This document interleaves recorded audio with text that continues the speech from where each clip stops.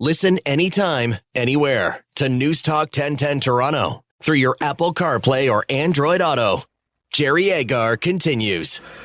So a headline in the Toronto Star this morning is new report predicts Canadian home prices could drop by 30% or more. National home prices decline only halfway there, but could plunge more than 30% from the peak in the middle of 2023, according to a report from Oxford Economics. Well, there's a couple of things here.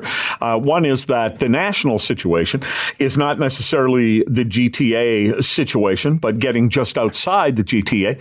Maybe that will be a part of it. Is it no longer true that you just can't lose investing in a home in Toronto? Because, hey, prices never do anything but go up, and sometimes they go up at incredible rates, such that other people who don't own the home are upset about it. I mean, I've had many conversations since I came back to Canada in 2010 with people who were really stretching themselves out financially to buy a home. And so what are you going to do if interest rates go up? What are you going to do if value of the house goes down? Well, that can't happen.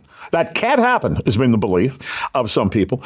Joining me to talk about this from Remax West Realty and Frank Leo and Associates. Frank Leo, I do advertising for him, for those picky people who think that nobody already knows that.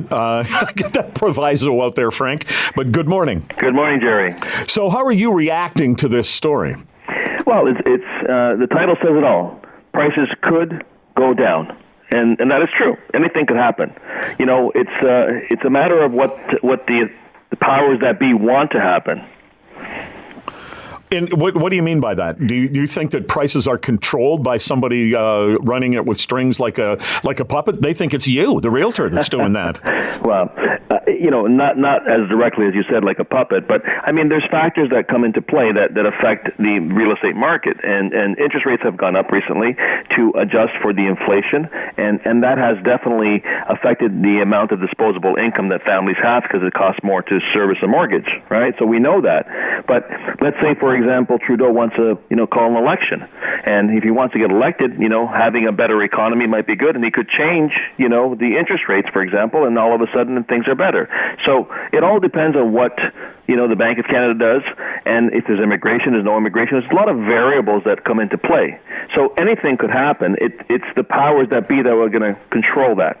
All right, but I got in an argument a week or so ago, Frank, with a guy who I said, the issue in Toronto was supply and demand. And he said, well, no, you're wrong. And he quoted some study, and he could name the study, et cetera, that proved that I was wrong. And then, unfortunately, we're running out of time when I said to him at the last moment, well, is that a GTA study or a Canadian study? And he said, well, it's a Canadian study.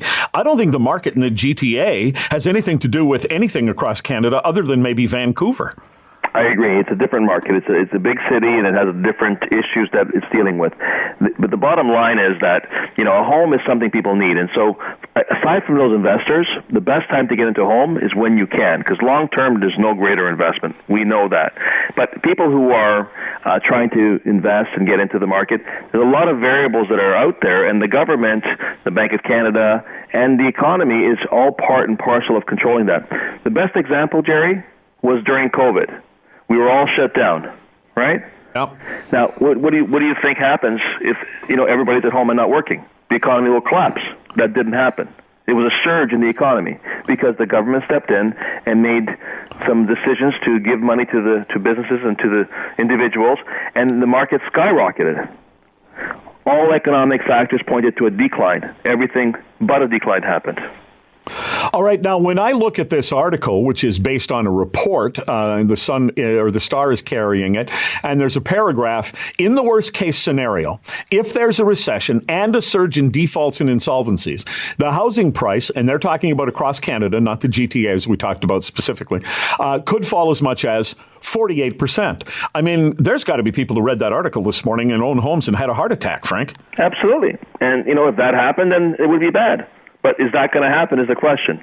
I mean, I think that everyone's invested in their homes and in the business, and nobody wants that to happen, including government, including, the public. So therefore, I think that things will be put into place to not make it happen. So it's not a question. If we go on this path, maybe it's going to be bad, but I don't think this path will continue if it gets that bad. All right. So housing prices can dip. They're doing that. But 48%, you don't see that happening. I don't see that happening. I do not. I mean, I was in the worst recession we had in Canada from 89 when it crashed to 95, 96, 5.5 years, and it took that long to have that adjustment. But we have some factors that are very strong, and the one thing that really stands out is employment. Employment is, we have not enough people to work, so that's a good sign that people can pay because they're working. And unless that changes, I think the market's going to hold off. And it may adjust a little bit, but not to this extent. Okay, some people are taking you to task a little bit here. Frank Leo is with me, Frank Leo and Associates, saying the Bank of Canada controls interest rates, not the Prime Minister. Well, yeah, I'm sure that the Bank of Canada does control interest rates, but the Prime Minister has control of the economy and has other factors. He just threw a few $1 billion or hundreds of billions of dollars at the economy, and things changed, didn't they? Yeah. Okay. So here we are in a situation where people are saying, or this report is saying, that housing prices are going down, and they could go down significantly if certain factors happen. They may not happen. Just the other day, just a couple of days ago, Frank, I was talking with one of my sons, and he now wants to move on. He's been living in apartments, and his life is improving as he gets older financially, and he wants to buy his first house. And I said, "What's your timing?" And he starts telling me about how, well, the situation is this, but if I wait until the fall, maybe the economy will be this, or the fact, I think it's very hard to chase the economy. Agreed. I mean, the thing about real estate that's very interesting is it's not that you're not paying a mortgage or you're paying a mortgage. The question is are you paying your landlord's mortgage or are you paying your own? So you're always paying that mortgage. So the reality is the sooner you get in paying yourself, the sooner you own the property, and that's what you want to do. You want to be the owner and not have to pay that mortgage any longer. So it takes about 25-year amortization period. So basically, if you can start sooner, you own it sooner. Yeah, I think you could drive yourself crazy. You could read this report this morning and take it for what it says. You could listen this morning and say, Frank Leo says this and this. And the people who did the report are smart people taking in all the factors they have. You've been in the real estate business for over 30 years. You know what you're talking about. But the fact is, nobody knows what's going to be happening with housing in September. There's too many variables. But the title itself, I'm reading it right now. Prices could fall as much as 48%. Very definite, right? Prices could fall? Yeah.